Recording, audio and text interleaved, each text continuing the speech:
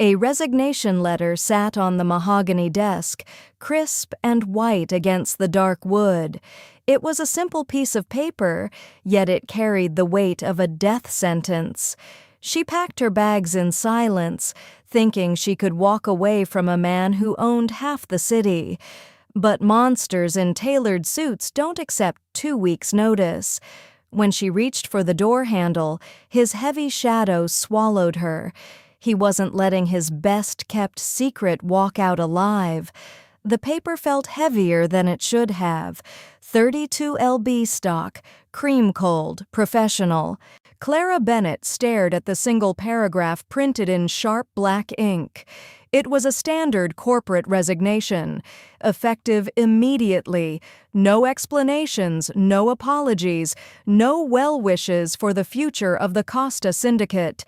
She stood in the center of Gabriel Costa's office. It was 6 odd a.m.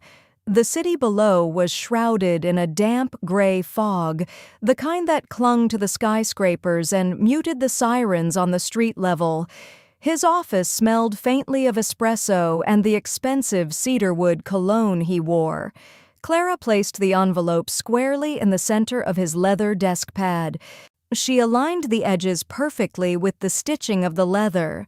Old habits died hard. For 4 years, her life had been about aligning Gabriel's world.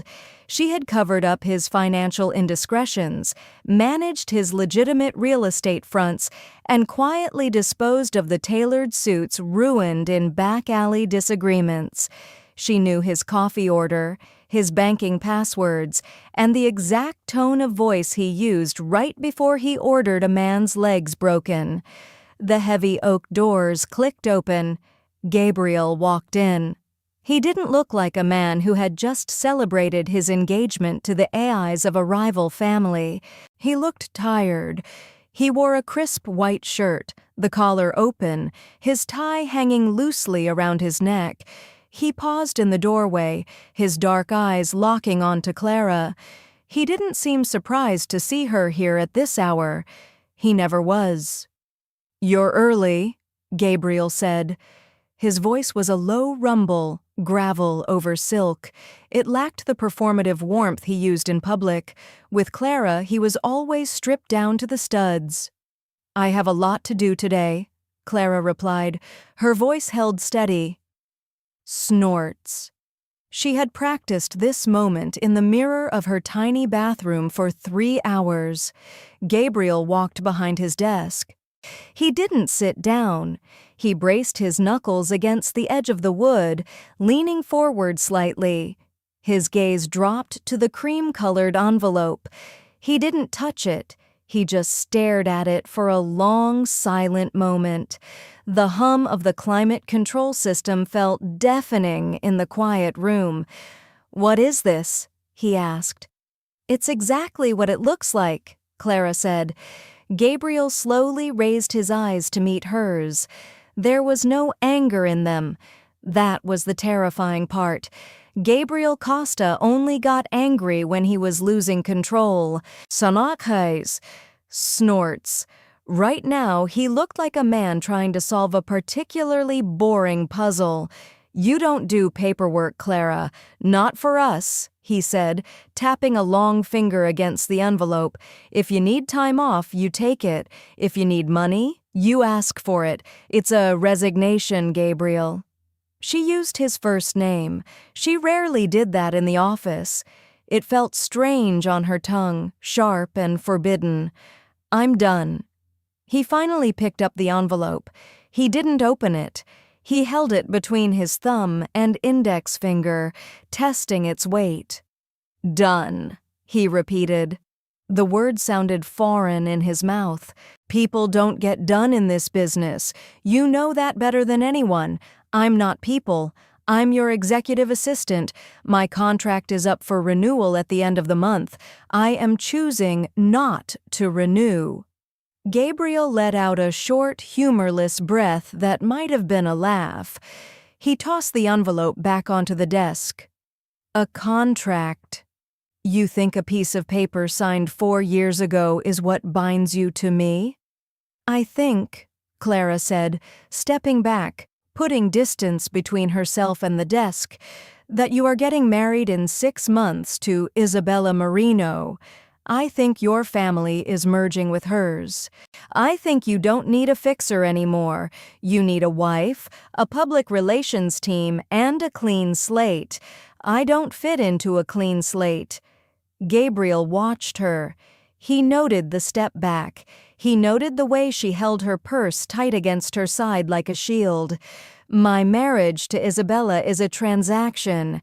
It's land, it's shipping routes, it's peace on the South Side. I know what it is. I drafted the prenup." Clara shot back, the bitterness leaking through her carefully constructed armor.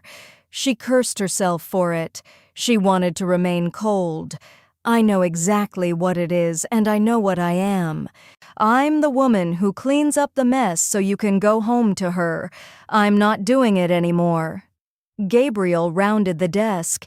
He moved with a heavy, fluid grace. Clara held her ground, forcing herself not to retreat further. He stopped a foot away from her. Up close, she could see the faint shadow of exhaustion under his eyes. "You are exactly where you belong," Gabriel said quietly. "Right here, managing the chaos. I'm giving my 2-week standard corporate courtesy." Gabriel reached out. He didn't grab her arm or her throat. He gently took the strap of her purse, his fingers brushing against her knuckles. The touch was electric, familiar, and entirely devastating. "Go home, Clara," he murmured. "Take the weekend, drink some wine, sleep. I'll see you on Monday." He walked past her, heading toward the private liquor cabinet in the corner. He dismissed her. It wasn't a negotiation. It was a command. Clara turned and walked toward the door. She didn't look back. She had done her part.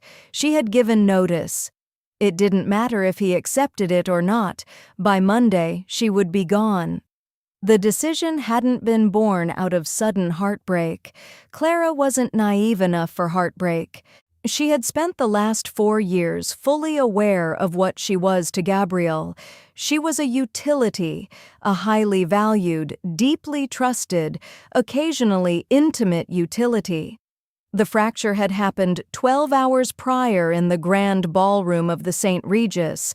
The engagement party was a master class in organized crime masquerading as high society.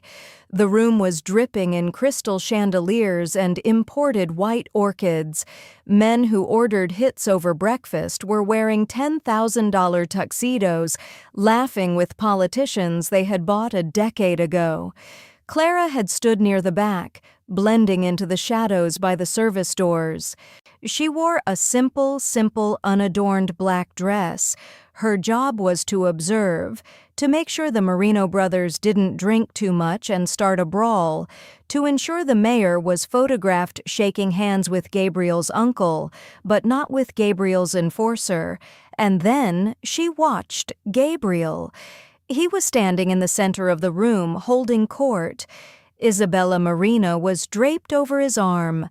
She was beautiful in a predictable, curated way. Flawless skin, cascading dark hair, a gown that cost more than Clara's annual salary.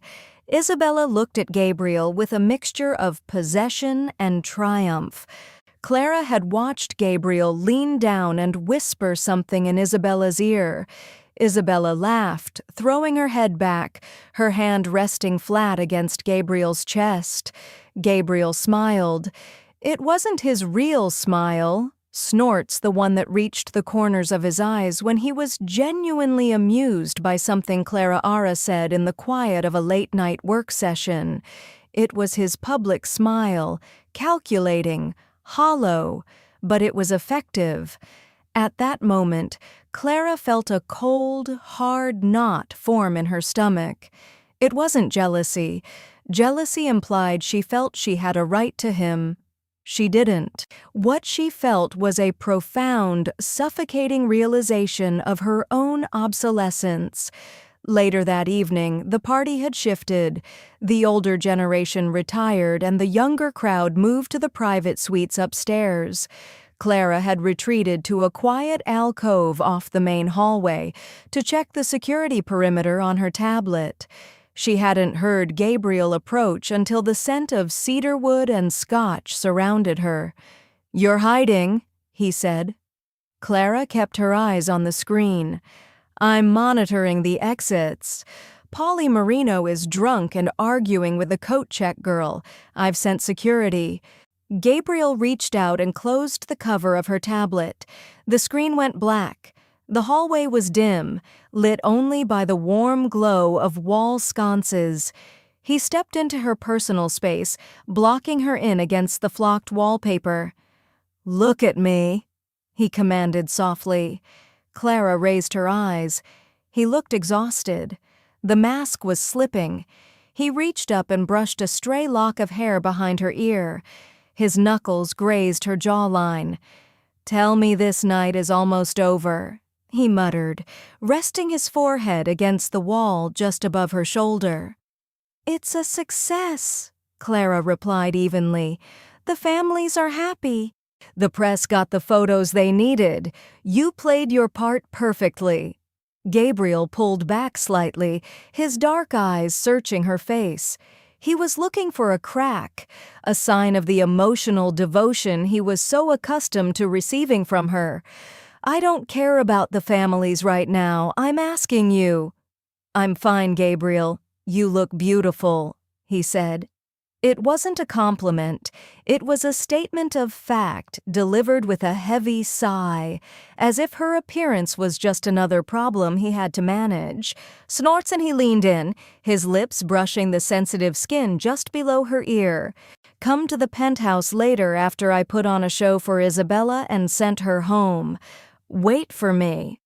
For 3 years, that had been the arrangement. The stolen hours between the violence and the business, the quiet moments where he belonged to no one but himself, and by extension to her. But standing there in the hallway, listening to the muffled bass of the music and the laughter of his future wife down the hall, the words tasted like ash. "I can't tonight," Clara said, stepping sideways, slipping out from under his imposing frame. "I have early prep for the board meeting." Gabriel frowned. A genuine flicker of confusion crossed his features. He wasn't used to being denied. "Clara, good night, Mr. Costa. Congratulations on your engagement." She had walked away. She felt his eyes burning into her spine with every step she took down the carpeted hallway. She didn't go to the penthouse. She went to her own apartment, pulled out a small, heavy-duty duffel bag from under her bed, and started packing. She wasn't going to be the mistress in the shadows while he built a dynasty in the light. She had too much pride for that, and he had too much power.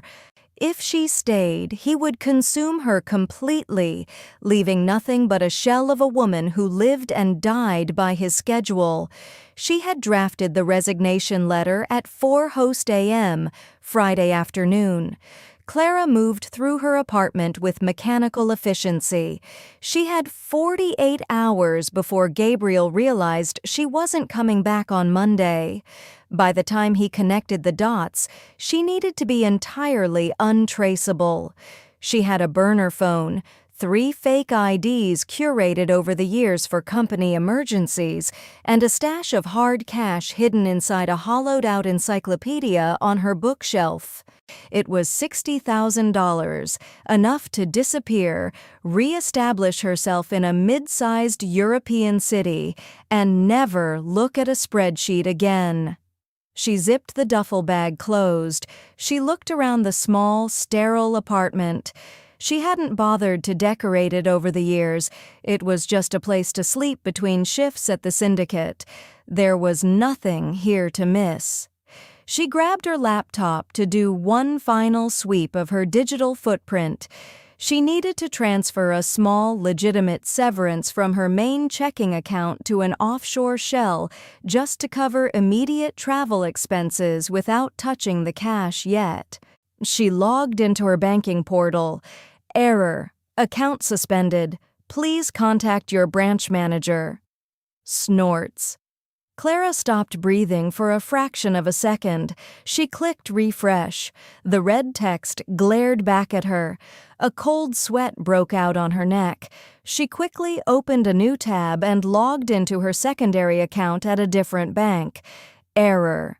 Access denied. Fraud alert triggered. Her fingers flew across the keyboard. She checked her credit cards. Frozen. She logged into the airline portal to verify her $9 p.m. flight out of O'Hare to Heathrow. Reservation canceled. Clara stared at the screen. The dull ache behind her ribs sharpened into a frantic, pulsing panic. She stood up, knocking the chair backward. It hit the hardwood floor with a loud crack. She wasn't stupid. She knew Gabriel had reach, but to coordinate a total financial freeze across 4 different institutions and an international airline in the span of 6 hours, that wasn't just power, that was focused, calculated obsession. She grabbed her duffel bag, the cash. She still had the cash. She could take a bus, a train, anything that didn't require digital verification. She slung the heavy strap over her shoulder and moved toward the front door. She reached for the deadbolt. Before her fingers could touch the brass, she heard the distinct, heavy click of a key turning in the lock from the outside. Clara froze. She stepped back as the door swung open. Gabriel stood in the doorway. He had shed the suit jacket and the tie. He was just wearing the white button-down, the sleeves rolled up to his forearms, revealing the dark ink of the syndicate tattoos wrapping around his wrists. He held a small silver key in his hand. Her spare key, the one she kept locked in a secure box at the office for emergencies. He stepped inside and closed the door behind him. The click of the lock echoing in the quiet apartment sounded like a vault slamming shut. Gabriel looked at her. He looked at the heavy duffel bag strapped across her chest. He looked at the overturned chair by the desk. He didn't look angry. He looked profoundly disappointed. "Where are you going, Clara?" he asked. His voice was soft, reasonable, and terrifying. "You froze my accounts," she said, her voice shaking slightly despite her best efforts. "You canceled my flight." "You tried to run," he corrected gently, walking further into the room. He tossed her spare key onto the kitchen counter. It landed with a sharp clatter. "After I explicitly told you to take the weekend and rest, you decided to pack a bag and book a flight to London under a false name. How did you know?" "I know everything," Gabriel said simply. "I know about the 60 grand in the hollowed-out book. I know about the burner phone in your coat pocket. I built the security infrastructure you used to hide things. Clara, did you really think you could hide from me using my own tools?" Clara dropped the duffel bag. It hit the floor heavily. "Let me go, Gabriel. You have your merger. You have Isabella. I gave you 4 years of my life. I gave you everything. We are square." Gabriel stopped a few feet away from her. The exhaustion from the morning was gone, replaced by a cold, predatory focus. He, Snorts, reached out and grabbed her chin, his grip firm but not bruising. He tilted her face up to force her to look into his eyes. "Square," he repeated, the word dripping with quiet venom. "You think this is a ledger? You think you can balance the books and walk away from me? I don't belong here anymore," Clara whispered, hating the way her voice broke, hating the way her body betrayed her, leaning into his touch even now. Gabriel's thumb stroked her cheekbone, a gesture so tender it felt violently out of place. You don't get to decide where you belong. Not anymore. He stepped closer, his chest brushing against hers, backing her slowly toward the wall. Isabella is business, a name on a contract to keep the peace. You know this. I don't care. Clara fired back, finally finding her anger. I don't care if she's a saint or a business deal. I will not stand in the shadows and clean the blood off your hands while you play house with a mafia princess. Gabriel's eyes darkened. The calm facade cracked, revealing the raw, possessive violence underneath. He pressed her back against the wall, crowding her, making sure she felt the sheer physical difference between them. You think I'm letting you walk out that door? Gabriel's voice dropped to a rough whisper, his face inches from hers. You know where the bodies are buried, Clara, because you handed me the shovel. You think I'm going to let you take a flight to London and disappear? Then kill me, she challenged, staring up at him, her heart hammering against her ribs. Because that's the only way I'm staying. Gabriel laughed, a dark, breathless sound that held no humor. He leaned his forehead against hers. I'm not going to kill you, Clara, and you're not going to leave. He moved one hand down to rest on the pulse point at her neck, feeling the frantic, terrified rhythm of her heartbeat. You're not leaving, the Mafia Boss said, the finality in his tone echoing like a gavel striking wood. You are mine. The contract never had an expiration date.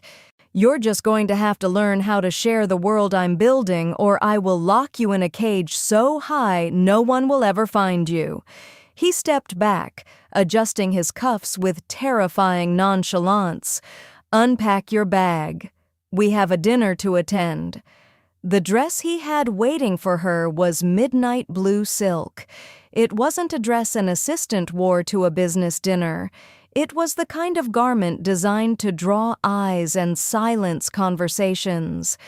Clara left it on the bed in his penthouse for 20 minutes, sitting in the velvet armchair by the window, staring at the Chicago skyline. She weighed her options. She could refuse to put it on. Gabriel would likely cancel the dinner, keep her locked in this room, and let the ensuing silence suffocate her. Or she could play the hand she was dealt, observe the board, and look for a vulnerability. Clara stood up. She unbuttoned her practical gray blazer. She was a fixer. You couldn't fix a problem from the sidelines. You had to be in the room. When she stepped into the private elevator an hour later, Gabriel was waiting. He wore a charcoal suit cut so sharply it looked like armor. His eyes dragged over her, taking in the way the silk clung to her frame, the severe twist of her hair, the total absence of jewelry. He looked satisfied. It was a proprietary look, and it made Clara's stomach turn. You look exactly as you should, Gabriel said, the elevator doors sliding shut, sealing them in a descending, wood-paneled box. Like a hostage? Clara asked. She didn't look at him. She watched the floor numbers tick down in the brass display like someone who belongs at the table. The dinner was at a private club in the Gold Coast, a place without a sign where membership required generational wealth and a profound lack of morals. They bypassed the main dining room and were escorted to a private wine cellar in the back. Isabella Marino was already there. She sat at the head of a long oak table sipping a pale white wine. Beside her sat her older brother, Leo. Leo was a brute in a Brian suit. He lacked Gabrielle's terrifying restraint. Leo handled the Marino family's street-level collections, and his knuckles still bore the faint yellowish bruises of his trade. Isabella's smile faltered for a fraction of a second when Gabriel walked in with Clara Ara, trailing half a step behind him. Clara Ara saw the calculation in the younger woman's eyes. Isabella was bred for this world. She knew a mistress when she saw one, but she also knew her role. Gabriel pulled out a chair for Isabella, leaning down to press a kiss to her cheek. It was a flawless performance of devotion. Then he pulled out the chair directly to his right. He looked at Clara.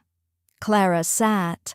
She didn't flinch under Leo's heavy, suspicious glare. She folded her hands in her lap. "Gabriel," Leo rumbled, his voice thick with cigar smoke and cheap whiskey. "I thought this was family only tonight, finalizing the shipping contracts." He gestured toward Clara with a heavy hand. "Why is the help here?" Gabriel poured himself a glass of water. He moved with agonizing slowness. "Clara oversees the logistical routing for the Southside ports. If we are snorts discussing shipping, she needs to be here to ensure your family doesn't disrupt my current supply chains." It was a lie. The routing was handled by a separate division. Clara managed Gabriel, not the boats. But the lie was delivered with such absolute authority that Leo snapped his mouth shut, his jaw working in silent anger. Dinner arrived in silent choreographed waves. Dover sole, charred asparagus, truffles shaved over ursado. Clara ate nothing. She drank flat water. She watched Gabriel operate. He was brilliant. It was the very reason she had stayed so long. He navigated Leo's aggressive posturing and Isabella's cloying affection with the precision of a surgeon. He gave them just enough power to make them feel respected while maintaining absolute control of the room. And throughout it all, he kept his left hand resting on the table inches from Clara Ara's plate, a physical boundary, a warning to the room. "So, Clara," Isabella purred midway through the main course, resting her chin on her hand. Her diamond engagement ring caught the low light of the cellar. It was 4 carats, emerald cut. "Gabriel tells me you've been with him for years. It must be so exhausting keeping track of all his little messes." The insult was veiled in a sweet melodic tone. Leo chuckled, slicing into his meat with unnecessary force. Clara met Isabella's gaze evenly. There was a time, perhaps yesterday, when she would have diffused the tension with a polite, differential response. But yesterday she was an employee. Tonight her bank accounts were frozen and her passport was currently sitting in Gabriel's breast pocket. "It requires a specific skill set," Clara said, her voice quiet, carrying effortlessly over the low hum of the cellar's climate control. "Most people find the reality of this business unpalatable. They prefer the benefits of the power without understanding the mechanics of how it's kept. I manage the mechanics." She let her eyes drift to the massive diamond on Isabella's finger, then back to her face, so others don't have to. Silence dropped over the table. It was heavy, suffocating. Isabella's smile froze, turning brittle. Leo dropped his fork, the silver clattering loudly against the china. He leaned forward, his face flushing dark red. "Watch your tone," Leo snarled. "You're a glorified secretary." Clara didn't blink. She didn't look at Leo. She kept her eyes on Isabella. Next to her, Gabriel finally moved. He didn't raise his voice. He didn't reach for a weapon. He simply shifted his weight, turning his head to look at Leo. "Leo," Gabriel said softly. The single word hung in the air. It wasn't a request for peace. It was a promise of violence. Leo froze. The anger in his eyes wared with self-preservation. Self-preservation won. He leaned back in his chair, muttering something under his breath, and picked up his wine glass. Gabriel turned back to his meal as if nothing had happened, but beneath the edge of the heavy linen tablecloth, his hand moved, his fingers wrapped around Clara's wrist, gripping the delicate bones with crushing, bruising force. His thumb pressed hard into her pulse point. He was furious, not at Leo, at her. She had stepped out of the shadow. She had challenged the illusion he was so carefully constructing. Clara Ara kept her face perfectly blank. She didn't try to pull her hand away. She let him feel her steady, even pulse. She wasn't afraid of his anger. She was banking on it. A man governed by anger made mistakes.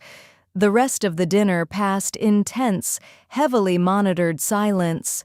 When the plates were cleared and the contract signed, Gabriel escorted Isabella to her waiting town car.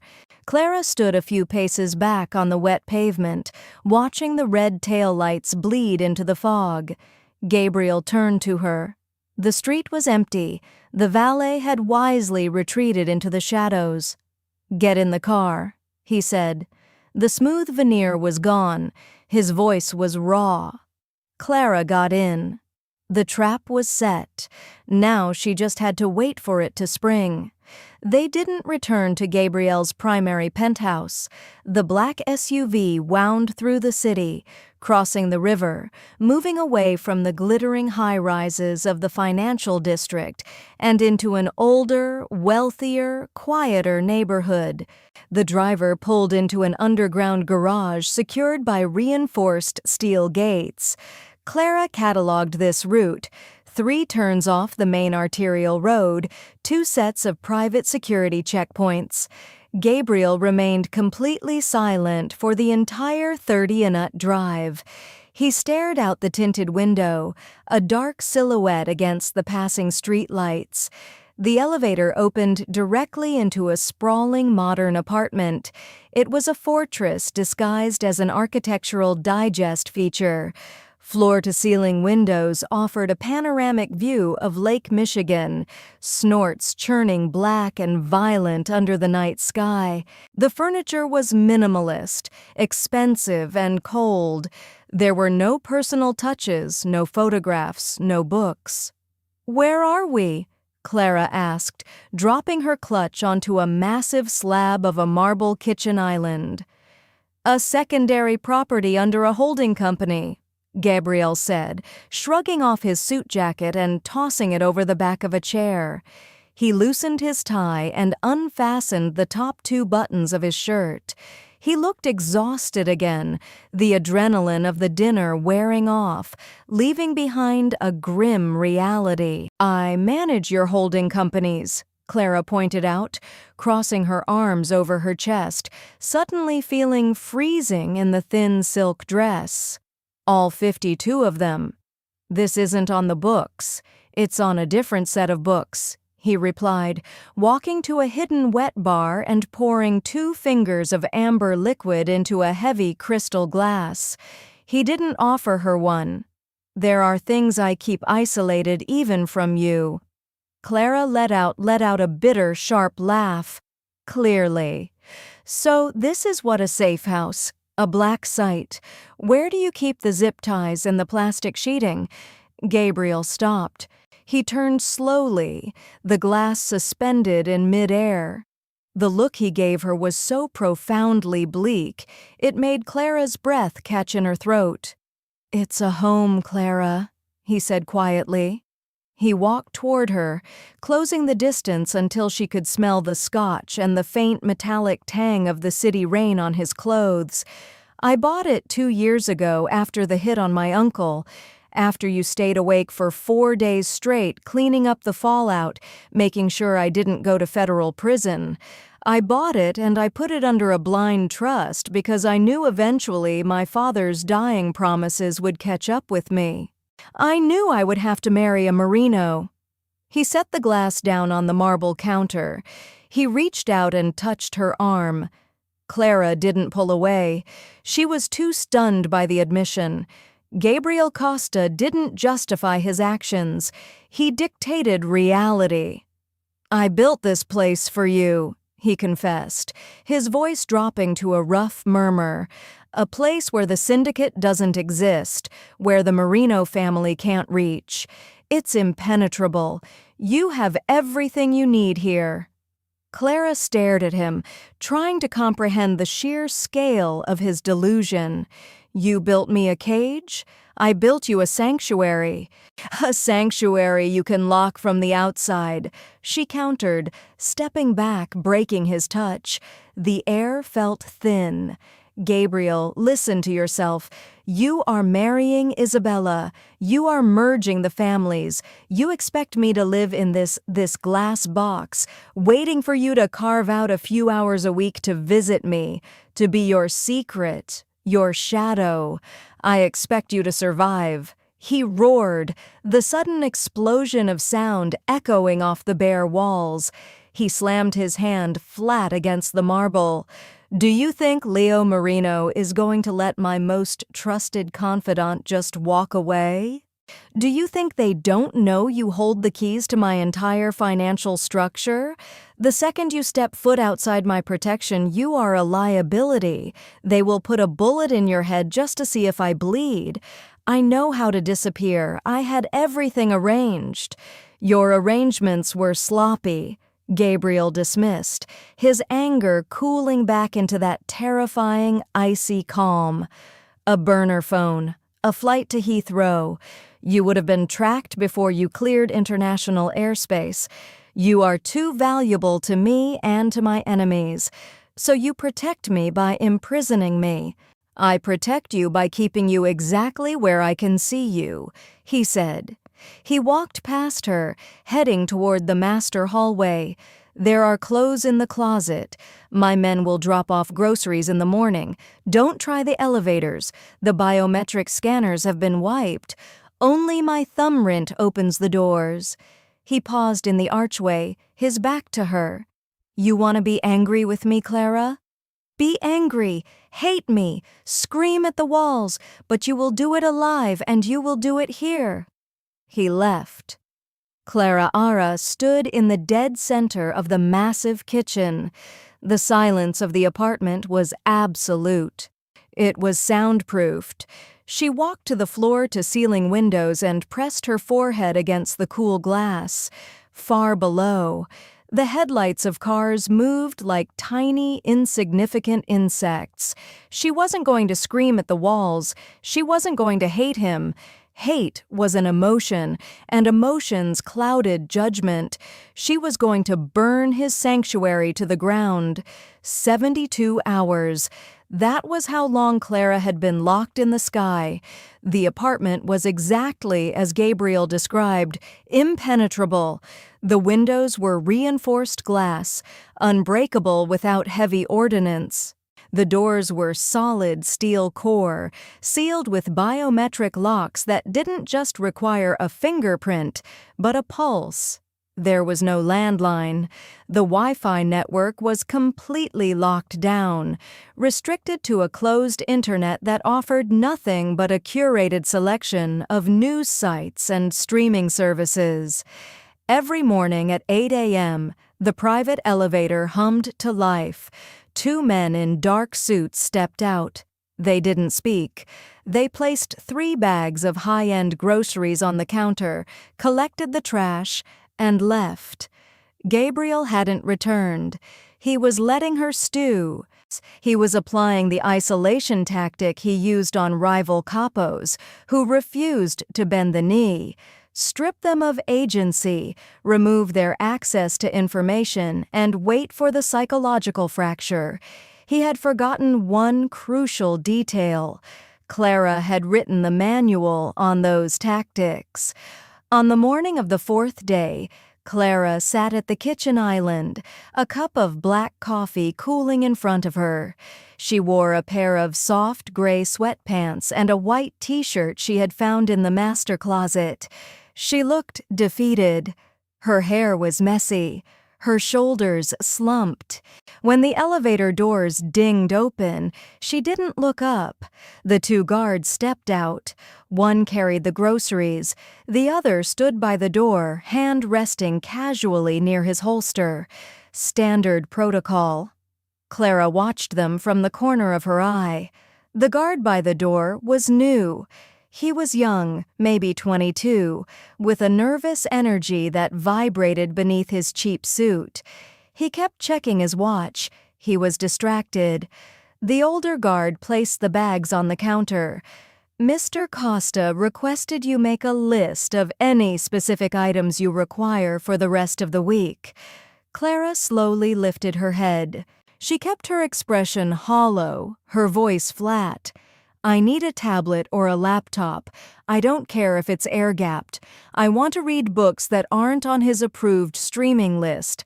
I want to download some files. Fiction. The older guard frowned, exchanging a look with the younger one. I will relay the request. They left. That evening, the elevator returned. It wasn't the guards. It was Gabriel. He stepped into the apartment carrying a sleek silver laptop. He looked worse than before. The shadows under his eyes were bruised, his jaw clenched tight. The merger with the Marino family was taking its toll. Managing a syndicate was hard. Managing an alliance built on mutual mistrust was a nightmare. He walked to the island and set the laptop down. It's heavily restricted, Gabriel said, his voice devoid of warmth. No external email servers, no messaging apps. It connects to a secure VPN that routes directly through my IT department. They will monitor every keystroke. Thank you, Clara said softly. She didn't move toward it. She kept her distance. Play the broken bird. Gabriel watched her. He hated seeing her like this, stripped of her sharp edges, but his need for control superseded his guilt. I brought you some files, architectural plans for the new casino project. I thought you might want something to look at. You always liked finding the flaws in the blueprints. It was an olive branch wrapped in barbed wire. He was offering her work.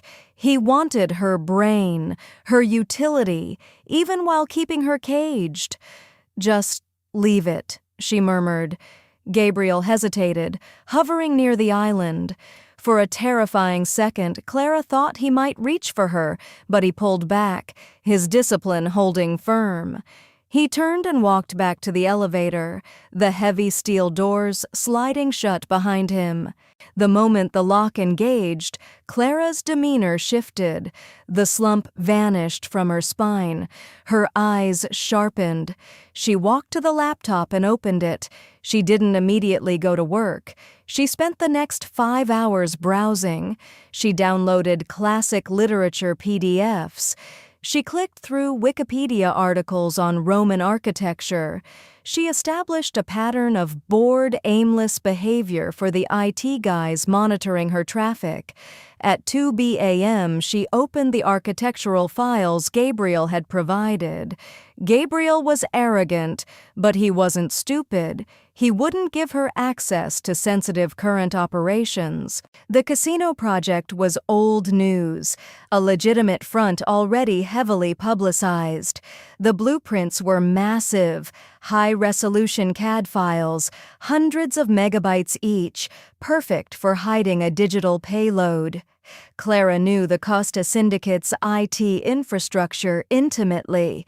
She had hired the lead security architect 3 years ago. She knew his protocols and, more importantly, she knew his blind spots. He relied heavily on automated packet sniffing for outgoing traffic, looking for keywords or known encrypted signatures. He rarely did manual sweeps on large static files being sent back to the internal servers. She opened a basic text editor. She didn't write an email. She didn't try to hack the firewall. She wrote a script. It was a simple, elegant piece of code. It didn't steal data. It just created a microscopic backdoor in the VPN tunnel, forcing it to duplicate a fraction of its traffic to a dead drop server Clara had set up years ago for emergencies. A server completely divorced from her frozen bank accounts and her burned identity. She embedded the script into the metadata of the largest architectural blueprint file. It took her 3 hours to encode it manually, keystroke by keystroke, burying it deep within the pixel data of the image to the IT monitors. It would just look like she was zooming in and out of the blueprint, making standard modifications.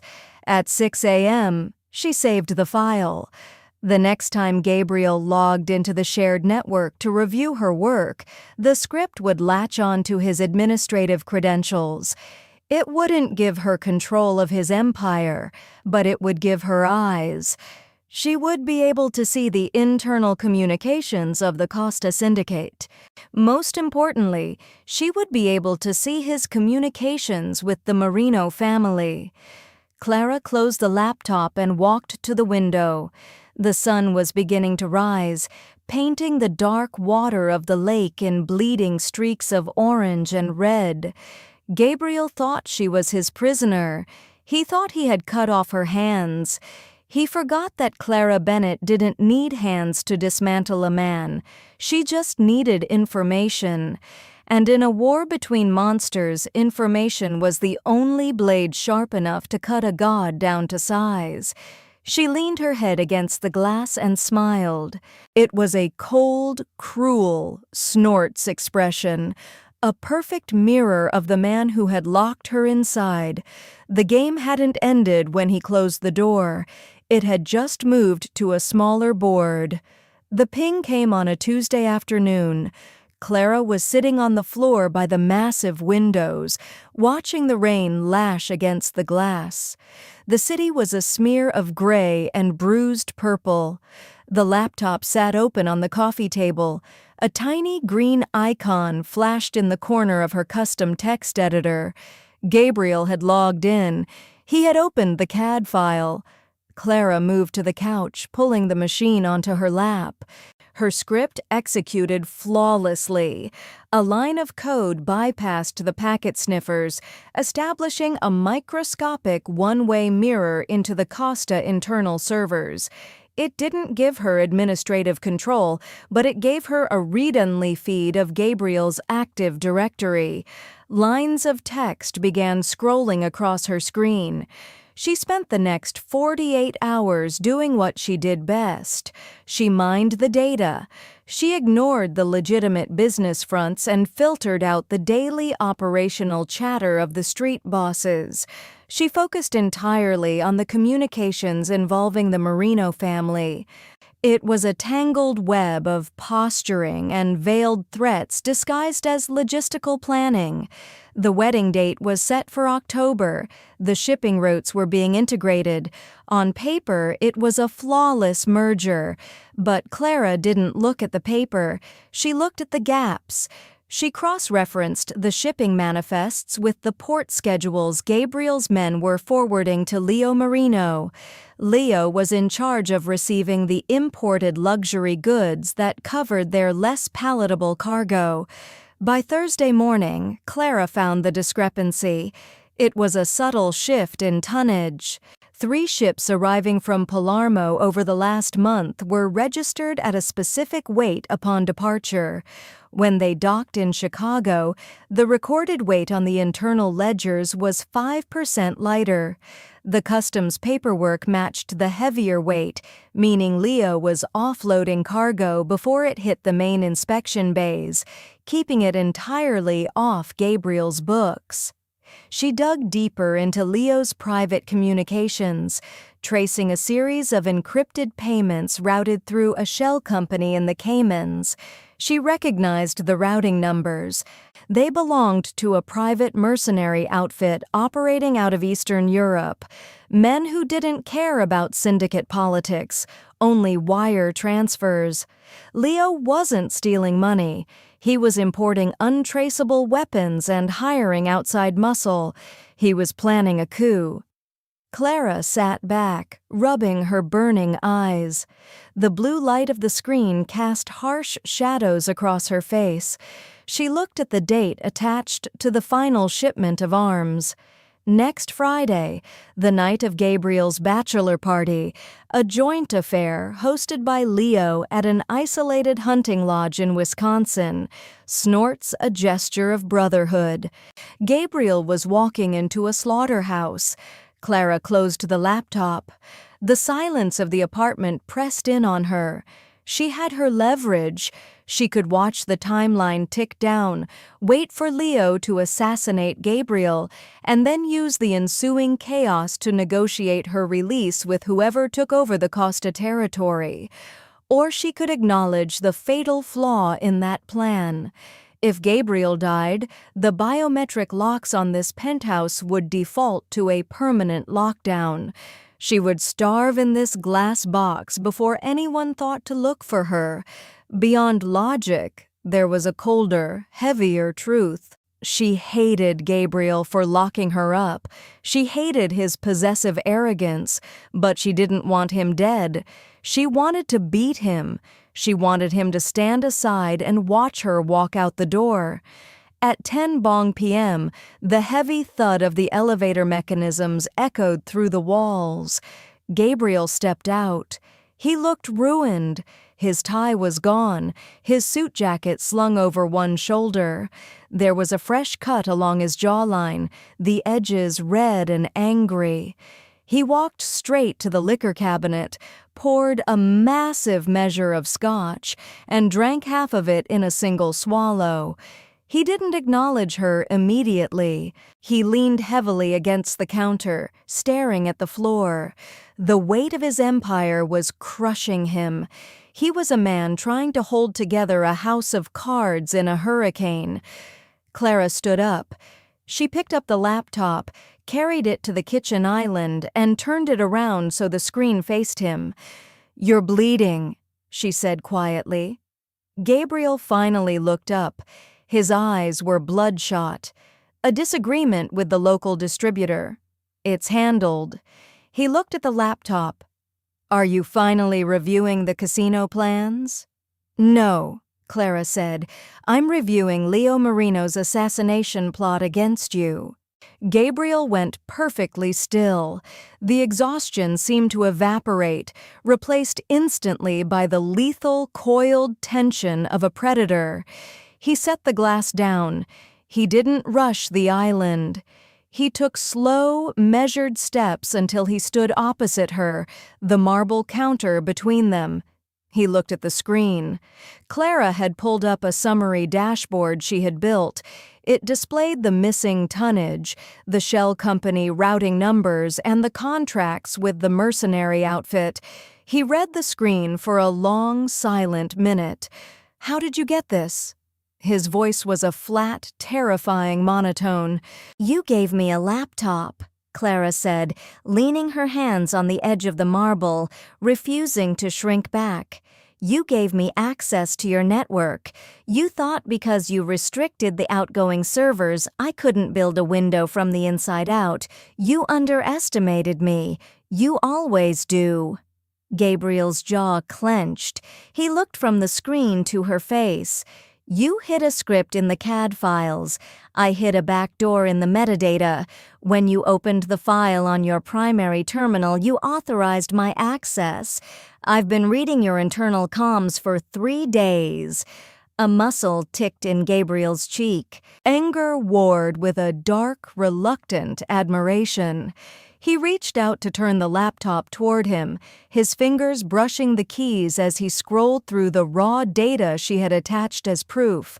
"He's skimming heavy artillery off the Palermo shipments," Gabriel murmured, piecing it together as he read, "stashing them before Port Authority logs the final weight."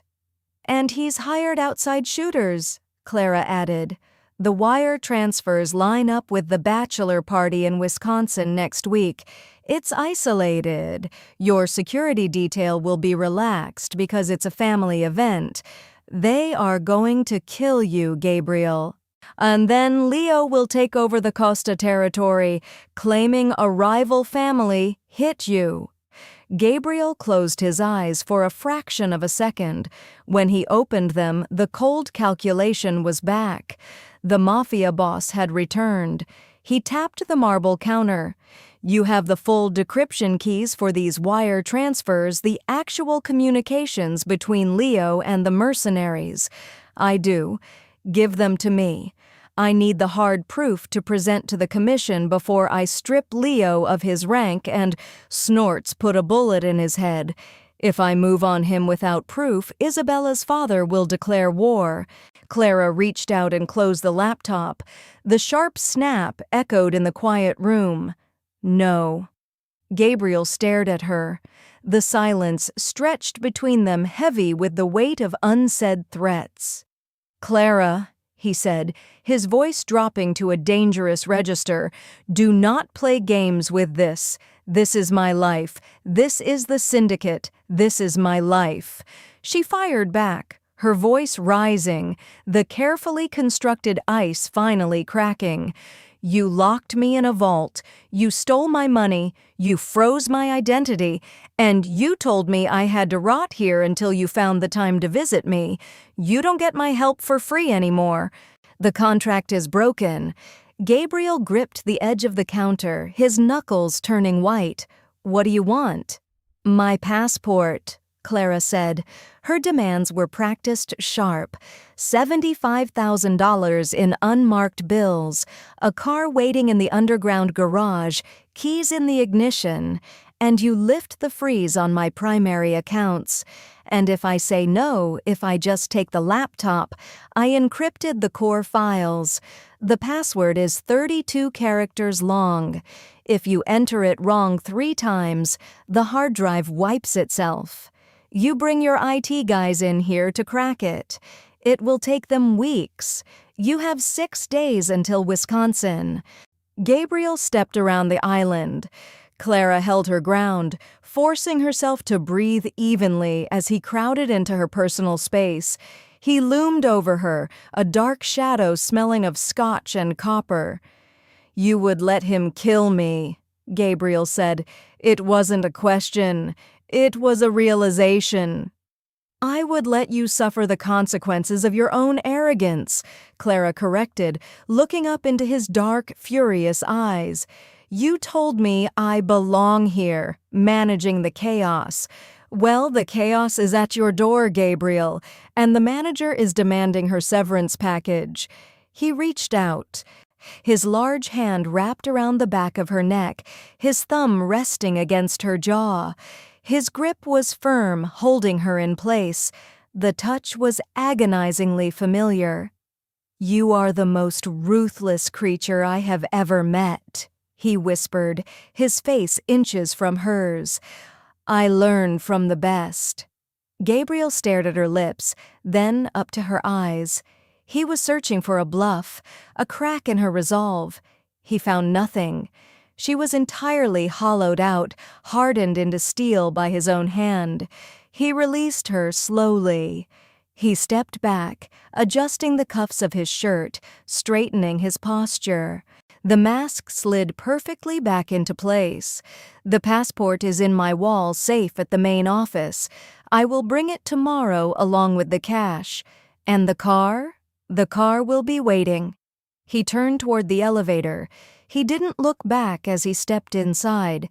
Have the decryption keys ready by tomorrow night, Clara, or I won't just lock the door when I leave. I'll weld it shut. 24 hours is a long time to sit with a loaded gun, even a digital one. Clara spent Monday pacing the perimeter of the penthouse. The floor-to-ceiling windows offered a $1 million view of a city that felt entirely dead. She watched the storms roll in off Lake Michigan, gray sheets of rain battering the reinforced glass. She didn't eat.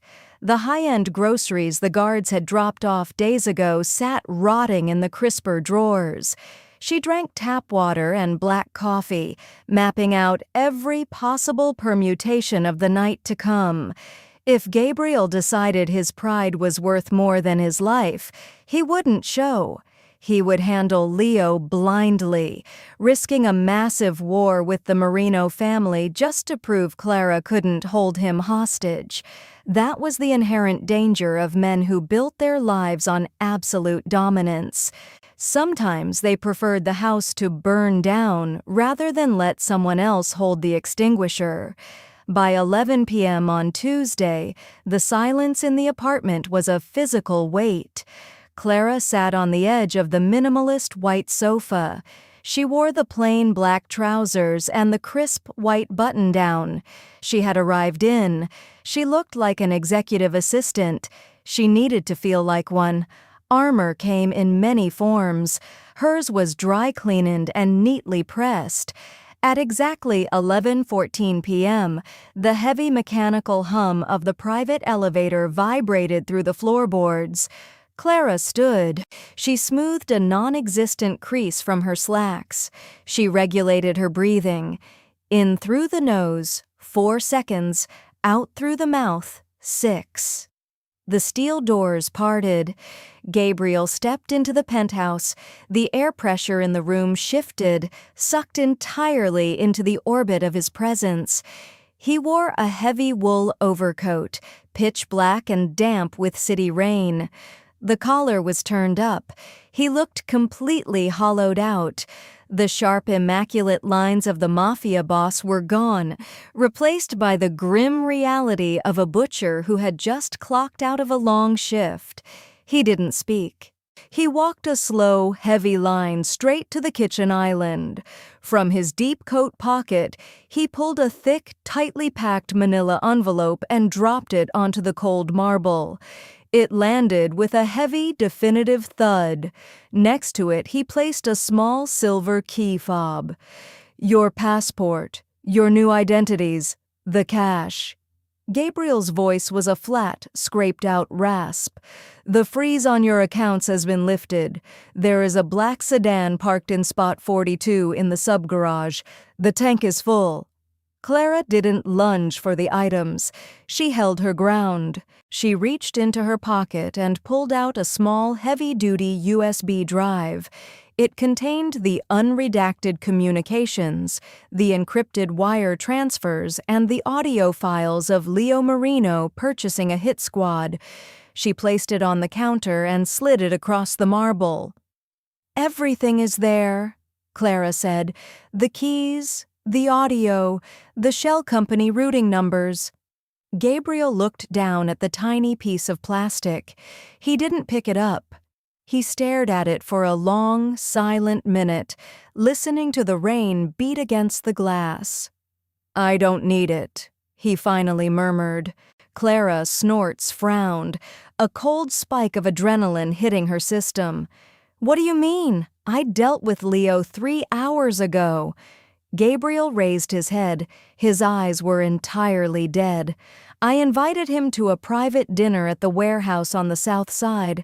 I showed him a fraction of the raw data you compiled, just enough to let him know he was exposed, and he reached for a weapon. He was always a predictable animal." Gabriel slowly unbuttoned his overcoat. As the heavy wool parted, Clara saw the dark, wet stain soaking through the pristine white cotton of his shirt just above his ribs. He caught her looking and gave a dismissive shake of his head. "It's not mine. Isabella is currently being sedated by her private physician. She is grieving the sudden tragic loss of her brother to a botched robbery. The merger will proceed next month. The Costa Syndicate remains secure." He had moved faster than she calculated. He hadn't waited for the concrete proof to take to the commission. He had used her initial findings to force a violent confrontation, relying on his own brutality to survive it. "Then why did you come here?" Clara asked, her voice tightening. "Why bring the money? If Leo is dead and the threat is gone, you could have just let me rot here." Gabriel walked slowly around the edge of the island. Clara forced her feet to remain planted. She would not retreat. He stopped mere inches from her. Up close he smelled of rain, expensive cedar wood, and the sharp, unmistakable metallic tang of violence. "Because I saw the look in Leo's eyes before he died," Gabriel said, his voice dropping to a rough, intimate whisper. "He thought he could outsmart me because he didn't understand how my empire functioned. He didn't understand it because I never let anyone see the engine." He reached out. Clara flinched internally but held entirely still. Gabriel gently grazed the line of her cheekbone with the back of his knuckles. His skin was freezing cold. "You are the engine, Clara," he confessed, the admission torn from somewhere deep and painful. "You built the very walls I stand behind." Snorts. "You know every fracture, every structural weakness in my life. I locked you in this glass box because I thought I was securing my most valuable asset. But you aren't an asset. You are my equal." His thumb brushed over the corner of her mouth. It was an agonizingly tender gesture from a man whose hands were built for ruin. "You cannot cage an equal without turning them into an enemy," he said. Clara felt a sudden, suffocating tightness in her throat. For 4 years, she had craved this exact acknowledgement. She had wanted him to see her, truly see her, not just as a tool, but as a partner. Now, hearing the words out loud, they tasted like ash. The cost of this realization had been her freedom, her safety, and whatever fragile trust had once existed between them in the dark. "You are a monster, Gabriel," Clara whispered. She didn't pull away from his touch. She let herself feel the cold weight of his hand one last time. "You kill. You manipulate, and you consume everything that gets close to you. You are a black hole. I am exactly what this city requires me to be," he replied, his eyes searching hers for a forgiveness he knew he didn't deserve. "I know," Clara said, "but it doesn't require me." She took a step back, breaking the contact. The cold air rushed in to fill the space between them. She walked to the counter, picked up the manila envelope, and slipped the silver key fob into her pocket. She grabbed her heavy duffel bag from the floor, slinging the strap over her shoulder.